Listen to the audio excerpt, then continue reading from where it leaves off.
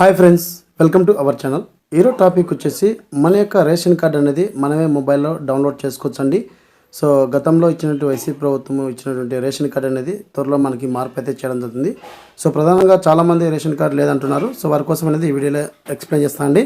So ఇక్కడ మనకి DigiLocker అని చెప్పేసి ప్లేస్టోర్లో అవైలబుల్గా ఉంది. ఇక్కడ నుంచి మీ యొక్క రేషన్ కార్డ్ అనేది డౌన్లోడ్ చేసుకోవచ్చండి. సో ఇది ఎలా లాగిన్ అవ్వాలి అంటే చెప్పేసి వీడియోలో మీకు స్టెప్ బై స్టెప్ అయితే ఎక్స్ప్లెయిన్ చేస్తాను.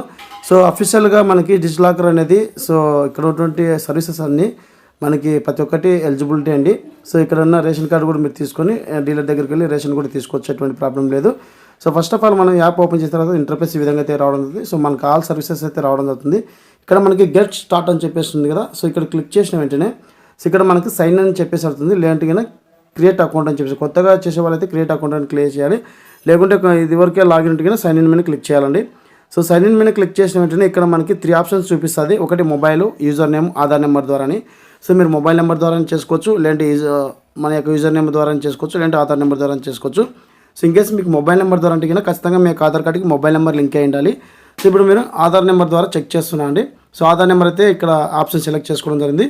ఇక్కడ నేను నా యొక్క ఆధార్ నెంబర్ అయితే ఎంటర్ చేస్తున్నాను. ఆధార్ నెంబర్ అనేది ఎంటర్ చేస్తున్నాను. ఆధార్ నెంబర్ అయితే ఎంటర్ చేసి నెక్స్ట్ మీద క్లిక్ చేస్తున్నాను అండి. సో నెక్స్ట్ మీద క్లిక్ చేసిన వెంటనే ఇక్కడ మనకి ఏదైతే ఆధార్ కార్డుకి లింక్ అయినట్టు మొబైల్ నెంబర్ ఏదైతే ఉందో ఆ యొక్క మొబైల్ నెంబర్కి ఒక ఓటీపీ అయితే వస్తుంది. సో ఆ ఓటీపీ అనేది ఇక్కడ మనం సబ్మిట్ చేయాల్సి ఉంటుంది. సో ఈ ఓటీపీ అనేది ఇక్కడ మనం సబ్మిట్ చేయాల్సి ఉంటుంది. ఈ విధంగా సింపుల్గా మీ యొక్క రేషన్ కార్డు అనేది మీరు డౌన్లోడ్ చేసుకోవచ్చండి. సో ఓటీపీ అయితే రావడం జరిగింది.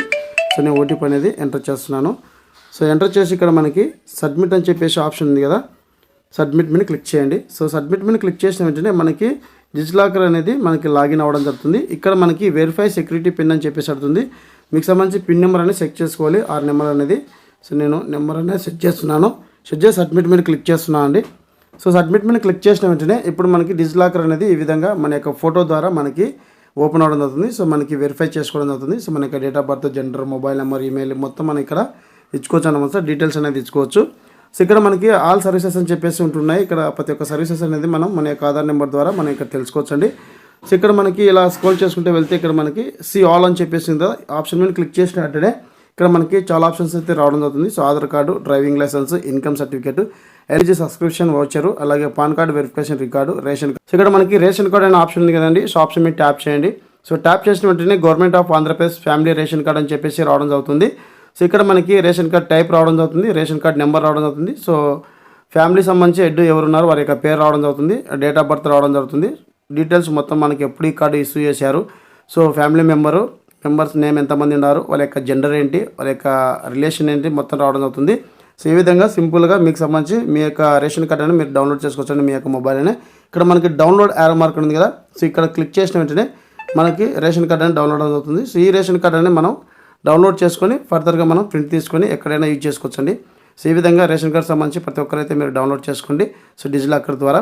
సో ఇదండి వీడియో అప్డేట్. వీడియోని లైక్ చేయండి, షేర్ చేయండి, సబ్స్క్రైబ్ చేసుకోండి మర్చిపోకండి. Thank you for watching. Thank you so much. జై హింద్.